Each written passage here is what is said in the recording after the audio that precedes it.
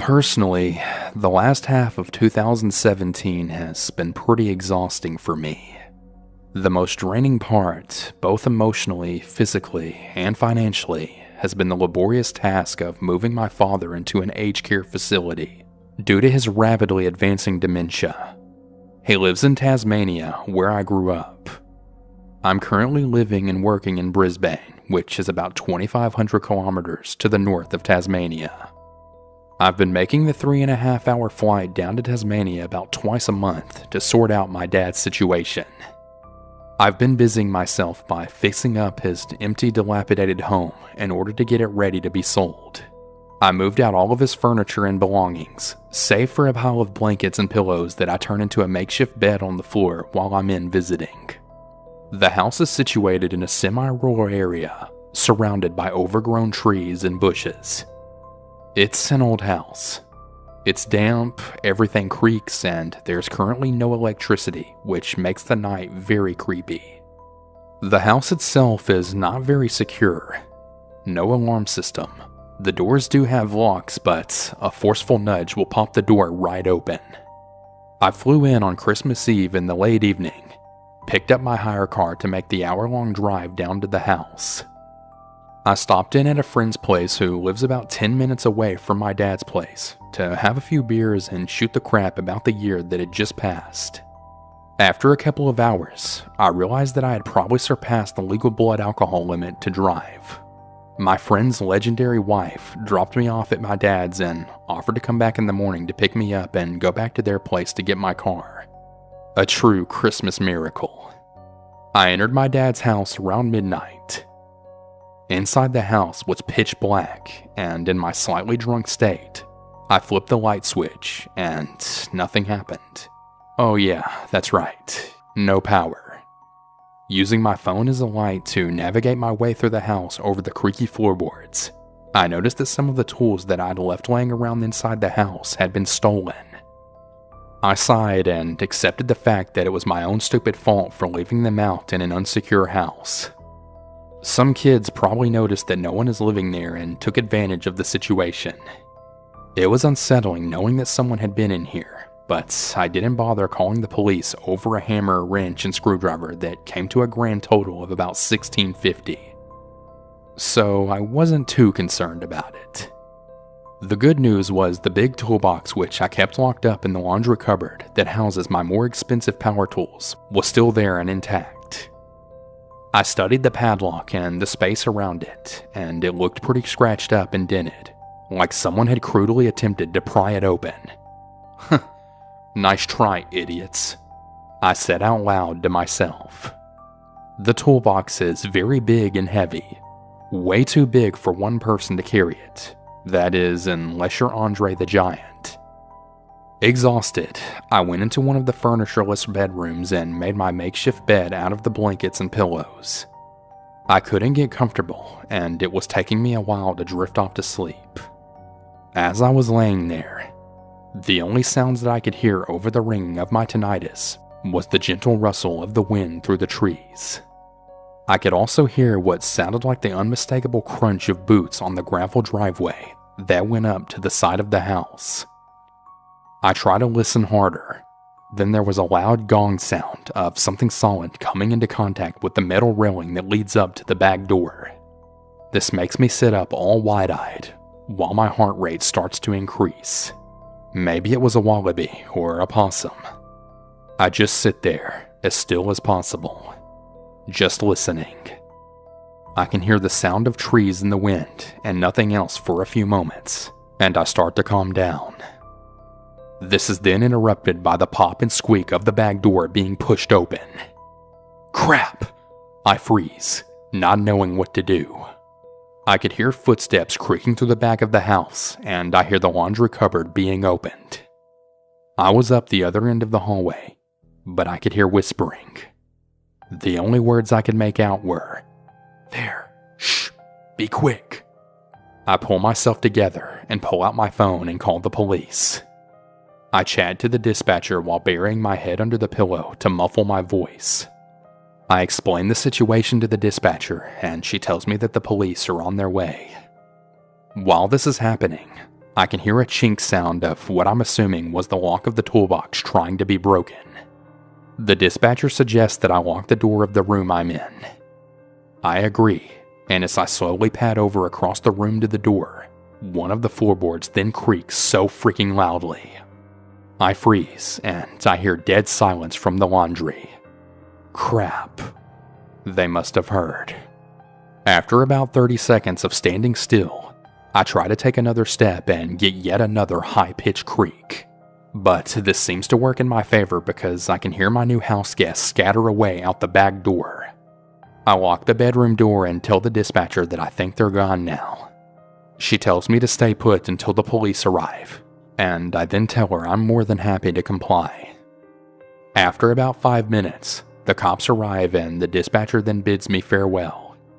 The police did a search of the area and they didn't find anything, as expected.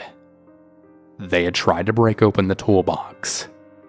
One of the cops says, "Why didn't they just use bolt cutters?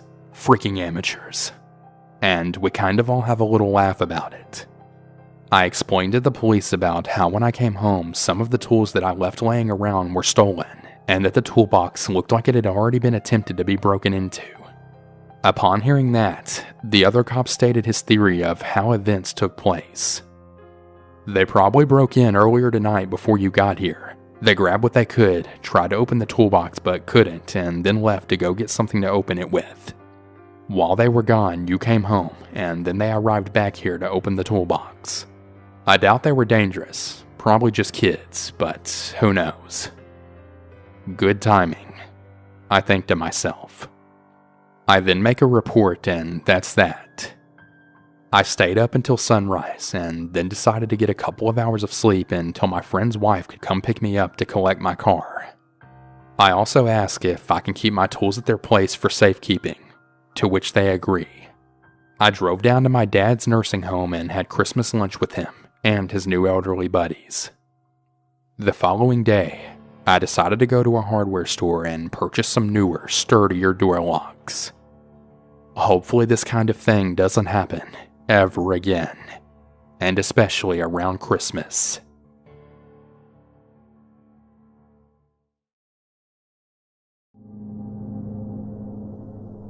The events of this story happened several years ago. During the course of that year, I lived overseas. My company had a branch in Europe, and I decided I would work there for a year or so. For the most part, it was beautiful, and I had a really great time, learning the culture and meeting new people. But during the holiday time, especially around Christmas, it could get very lonely and made me homesick. My family and friends still lived back in the United States and could not afford to come see me, and because of my job, I was stuck in Europe for the time being. On Christmas, I stayed home in my apartment and decided to watch movies. After watching Netflix for a couple of hours, I got bored and was looking for something to entertain me for a while. Quick backstory about me: when I was in high school, my friends and I used to crack the surface of the so-called dark web or deep web. We were all pretty computer savvy and thought we were cool being able to access it at a young age. We didn't do anything besides just surf around, as we were scared to stumble across something we shouldn't. Well, fast forward back to the present, and I haven't done anything like that in close to 10 years. But I decided searching the dark web was just the excitement I was looking for on this quiet Christmas evening. It honestly seemed pretty harmless, and I thought, what could go wrong? I searched through dozens of dead-end links and pages, and nothing really seemed to spark my interest. After an hour or so of surfing, I decided it was finally time for bed. I closed everything down on my computer and went to the bathroom. When I came out, I noticed my webcam screen was up. Being a little naive, I didn't think anything of it and just closed it out. As I turned away, it popped up again. As I stood and watched for several seconds trying to comprehend what was happening, my phone buzzed in my pocket. It was a text message from a private number that said, "I see you."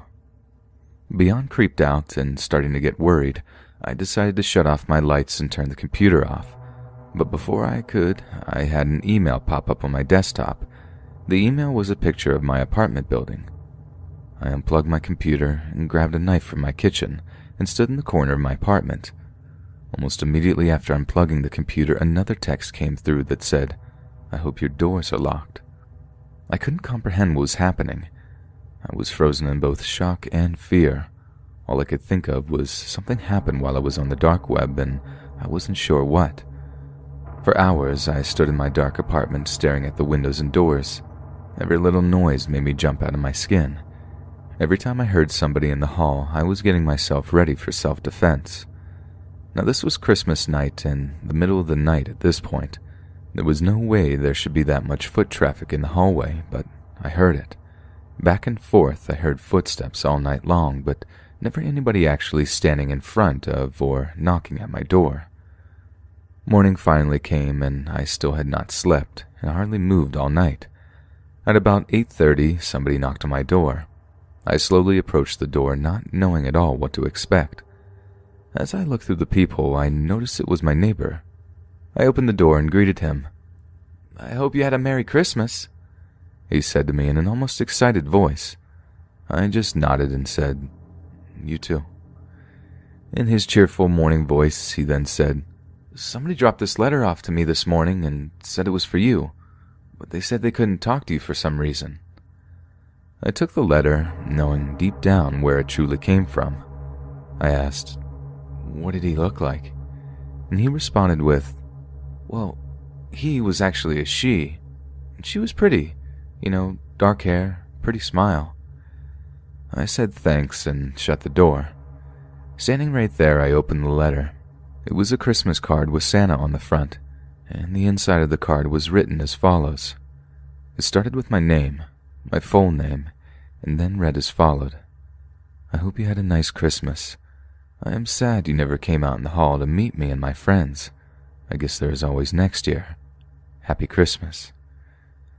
I left right at that moment. I grabbed the few things I needed and checked into a hotel.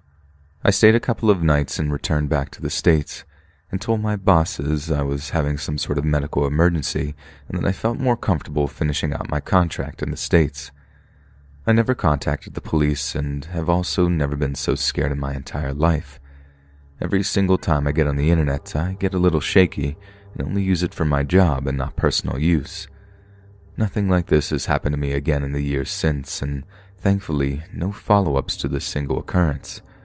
I still can't help but wonder what I strolled upon that night when I was targeted. If I can leave you with a bit of advice, don't be a novice strolling around the dark web, especially on Christmas.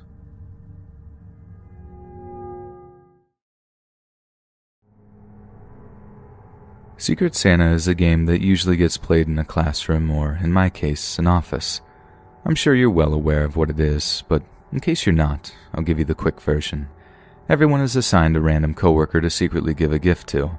Usually there's something like a price cap around $15 or so. It's usually a pretty interesting turn of events as we get to learn a thing or two about coworkers as you start digging up on what their interests are and what have you. 9 times out of 10, you just find out cute things like big angry looking guy has a secret passion for growing flowers, general stuff like that. We always look forward to Secret Santa, as we had an almost family-like community here where we were all encouraged to spend as much time as possible together. The tidbits of gossip were always playful and fun. This was not one of those times. This time around, I was the unfortunate soul who was gifted upon by the weird IT guy. Let's call him Squid. Squid was a guy with no social skills whatsoever, however, at the same time, an ingenious worker in his craft, or so they told me. I don't know 2 things about anything that's tech-related outside of spreadsheets, email, and Amazon, if you could even call it that. A little background real quick. I'm a secret collector of these weird big-headed toys called Funko Pops. Not just any particular type either, but specifically Game of Thrones types. I have this unhealthy obsession with that show, and for what started out as a joke where I bought a Jon Snow toy, quickly spiraled out of control, resulting in me owning almost all of them. You should see the shelf in my room. Jaime Lannister, the Hound, Snow, Giant's Bane, the Night King, Littlefinger, Tyrion, Dany, Ned, Stannis, you name it. I had them all. However, there was this one character that I could never find, and that was a specific version of Tyrion, the one where he's in the battle armor with a scar across his face, like in Season 2's Blackwater episode. Point is, Not everyone gets the whole collection thing, and Funkos are, well, different than what everyone else was expecting. Nobody at work knew, and I intended to keep it that way. On my way home, between the time of assigning the Secret Santas and the day we exchanged, I ran into Squid at a hobby store. It looked like he was expecting to see me there, or maybe that was just because he was weird and always looks that way. Either way, I have no clue. I didn't expect to see him there and tried to turn and leave. Me being an idiot, I looked back as I cleared the door and accidentally made direct eye contact with him. He got really nervous and looked down at the ground. I wasn't sure what to do, so instead I just left. I would talk to him next time I saw him and make up an excuse. I wouldn't bring this up, but the thing is, it plays a factor in the day we exchanged. Turns out he got me exactly the Funko doll I was looking for, my boy Tyrion with his battle scar, specifically the one I never told anyone at work I wanted. How he knew just made those bells in my head explode. Everyone had a good laugh, and Squid looked so nervous, almost pale, when he gave it to me. When I asked him how he knew, he said it was just a guess, seeing as we ran into each other at the store by chance. When I got home, I put the doll in the corner of the room and never took it out of the bag. It just seemed so creepy to me that he knew to get me specifically that one doll.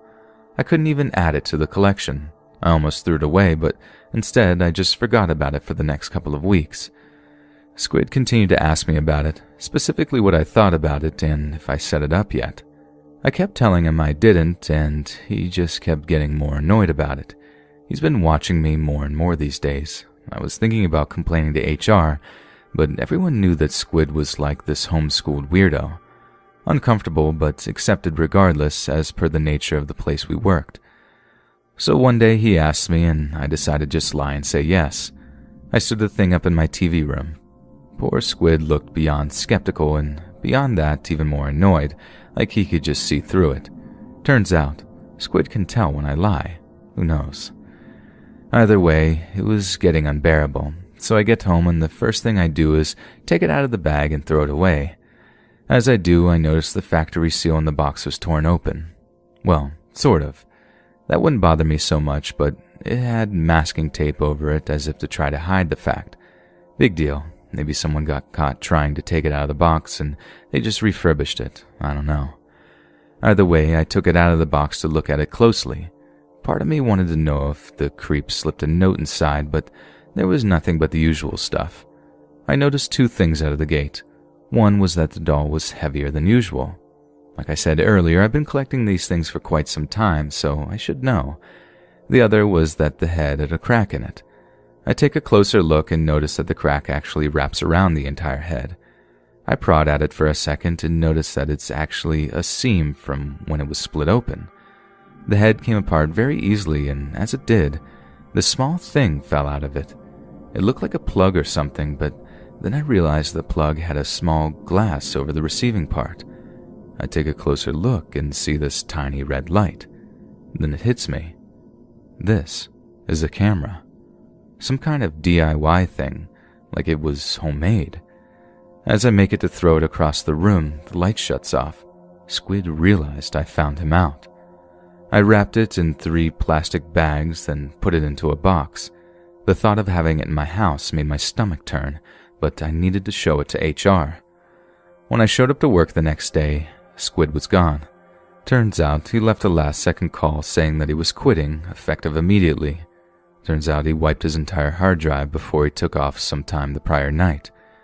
The word got out that Squid was trying to spy on me, and everyone was pretty cool about it, mostly on account of them saying things like, "I knew it." I mean, let's face it, we all did. So here's the part that really messes with me. It turns out that the main reason Squid was able to learn so much about me was the fact that I was foolish enough to leave my Google account logged into the work computer. From there, it was easy enough task for Squid to break into my account and learn all my personal information. Think about it. My entire phone was linked to Google. That thing has me on GPS, granting him the ability to stalk and keep track of me just 2 rooms away. No wonder he found out about the freaking doll.